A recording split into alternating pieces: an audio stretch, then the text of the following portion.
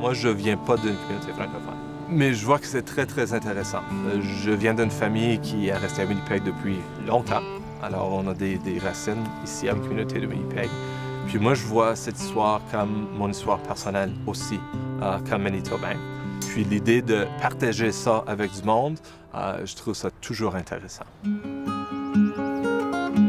Le fort Gibraltar original s'était construit en fait à la confluence des deux rivières à Winnipeg, la rivière Rouge et la rivière Assiniboine.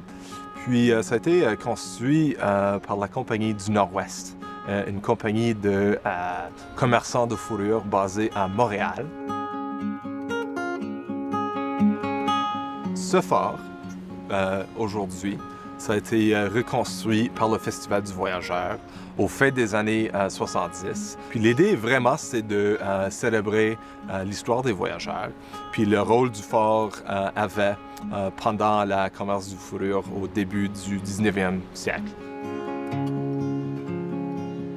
Nous, ici au fort, on essaie vraiment de faire vivre cette expérience de la période de la commerce du fourrure, puis aussi la situation politique à la Rivière-Rouge à cette époque-là.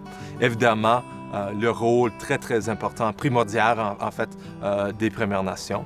Puis sans cette relation d'échange avec ces peuples-là, ben, la commerce du fourrure, ça n'était pas possible du tout.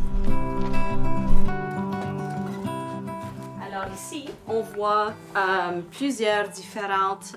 on voit les fourrures des castors. On voit aussi les objets de la traite des fourrures ainsi que d'autres fourrures qu'on échangeait ici. Ici, c'est un poste de démonstration de tous les objets que tu pouvais acheter, mais aussi que tu pouvais échanger à la compagnie. Quand les visiteurs viennent au fort, on essaie vraiment de leur accueillir comme des personnages de l'époque.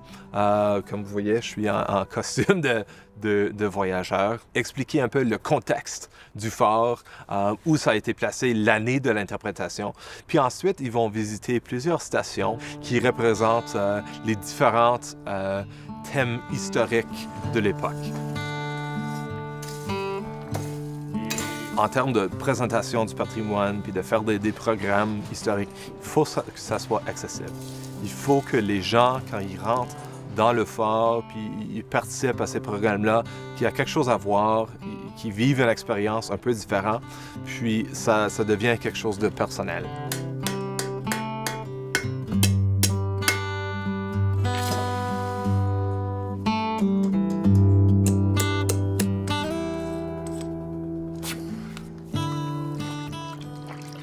Et voilà, une petite fleur. Si on peut toucher les gens comme ça, je pense qu'il y a beaucoup plus de réalisation interne de comment ça fonctionnait à l'époque. Bonjour, Madame Cadot. Ça va? Oui, bien. Alors, on est dans l'atelier de bois ici. Qu'est-ce que vous faites en ce moment? Je suis en train de couper des petites planches pour finir un cadre. La langue que les gens parlaient dans les forts, souvent, c'était le français. Beaucoup des bourgeois étaient des Écossais, mais eux autres, il faut parler aux gens qui travaillent pour eux en français juste pour se faire comprendre. Oh, c'est Alors, lisse. avec quelques passes rapides de même. C'est quoi les loisirs? C'est sûr qu'on va chanter tout le temps, on faisait ça dans le canot, mais faites des jeux du gambling, faites des jeux de la carte et jouer les jeux physiques. OK, on est prêt? Oui, on est prêt. 1, 2, 3, go! Je veux être sensible à tes besoins. Il fait ça bien, hein? Oh, OK. À la bonne soupe!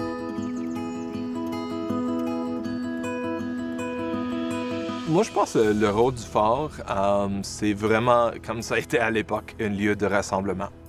Alors, à l'époque de commerce de fourrure, il y aura toujours des groupes, des communautés diverses, soit des hommes libres franco-canadiens, des gens des Premières Nations différentes, des gens métis.